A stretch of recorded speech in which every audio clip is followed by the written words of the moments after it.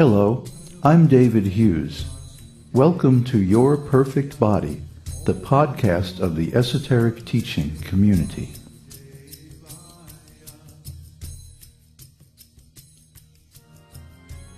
Today's selection is an essay entitled Nectar at the End.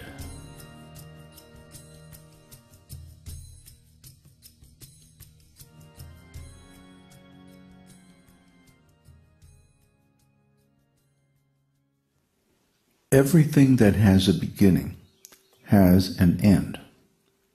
We are born, therefore we have to die. There are no exceptions to this law. No one can live forever in this material world. The inevitability of death is something we all have to deal with. How will we meet death? Unconscious, shot full of painkillers, our life processes regulated by machines? Violently in an auto accident, a plane crash, or war? Or peacefully, happily, gratefully, and gladly? There is another saying, "He who lives by the sword dies by the sword." In other words, we will probably die pretty much the same way we live our life. In the material conception of life, youth is wonderful, and old age and death are horrible. Nectar at the beginning and poison at the end. This is because the material conception of happiness is based on sense gratification. In youth, there is ample facility for sense gratification, but this gradually dries up with age until at the end there is no material sense enjoyment at all. Only suffering.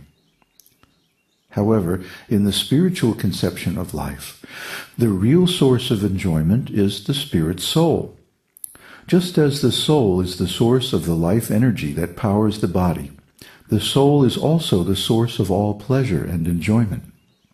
In material consciousness, this enjoyment seems to be coming from the senses, but the real source is the soul. Have you ever been in love? When you're in love, you experience great happiness and pleasure just from thinking of your beloved.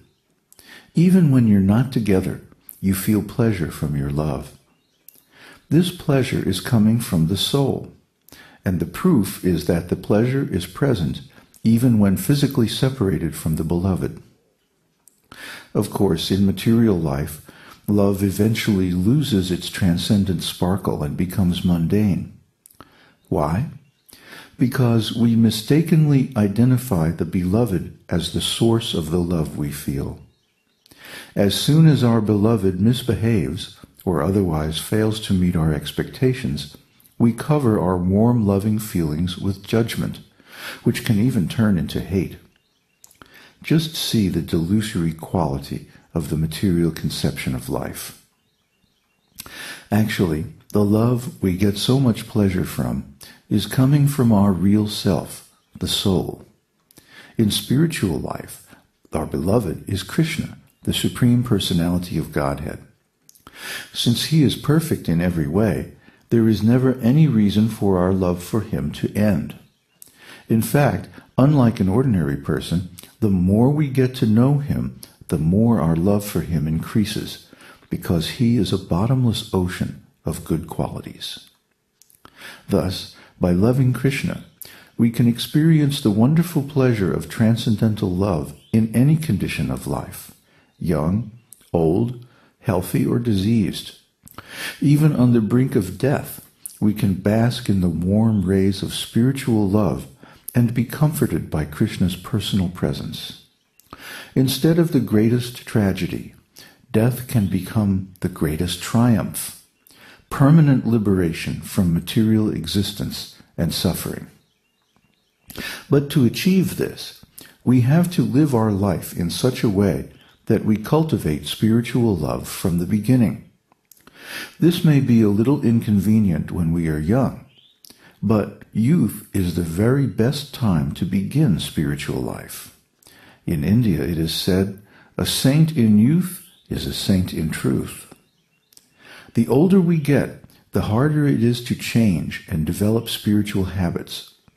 Therefore, begin your spiritual life while you are still young, even though it is difficult. Most people expect young people to be engrossed in material enjoyment, especially other young people. So to ignore the opportunities for the material happiness of youth to cultivate spiritual life often seems odd, against the grain, especially to your peers. Material happiness is available now, the logic goes, so one should take advantage immediately. But in spiritual life, the enjoyment is at the end. Or rather, one's spiritual pleasure just keeps on increasing, regardless of one's material situation. Everything spiritual is eternal and unconditional. Self-realization has nothing to do with one's material situation. So Krishna advises us in Bhagavad Gita, Yattadagre vishamiva pariname mritopamam tatsukam sattvikam proktam atma buddhi prasadajam. That happiness, which in the beginning may be just like poison, but at the end is just like nectar, which awakens one to self-realization, is said to be happiness in the mode of goodness. Bhagavad Gita 18:37. In the pursuit of self-realization, one has to follow so many rules and regulations to control the mind and senses and to concentrate the mind on the spiritual self. One must regulate eating and sleeping, become celibate, and give up all kinds of sense gratification. All these procedures are very difficult, bitter like poison. But if one is successful in following the regulations and comes to the transcendental position of consciousness, one begins to drink real nectar, and one enjoys transcendental life in association with Krishna. Nectar, in Sanskrit, is amrita, which also means immortality. In the next verse, Krishna says, Vishayendriya samyogad yat tad agre mritopamam pariname vishamiva tat sukham rajasam smritam. That happiness which is derived from the contact of the senses with their objects, and which appears like nectar in the beginning, but poison at the end, is said to be of the nature of passion. Bhagavad Gita 18:38. A young man and a young woman meet, and the senses drive the young man to see her, touch her, and to have sex. In the beginning, this may be very pleasing to the senses, but at the end, after some time, it becomes just like poison. They are separated, or there is divorce. There is lamentation, sorrow, or even death of one or both. Such is the inevitable course of so-called happiness in the mode of passion. Happiness derived from a combination of the senses and the sense objects is always a cause of distress, and if possible, one should avoid it by all means. Why? Because we are spirit souls, and any contact with the material senses is inharmonious with our real nature.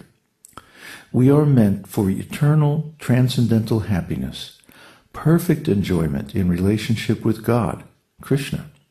So the temporary, imperfect enjoyment in this material world can never make us happy. And finally, Yadagre chanubande cha sukham mohanam atmanaha dindralasya pramodhatam tattamasam udahritam.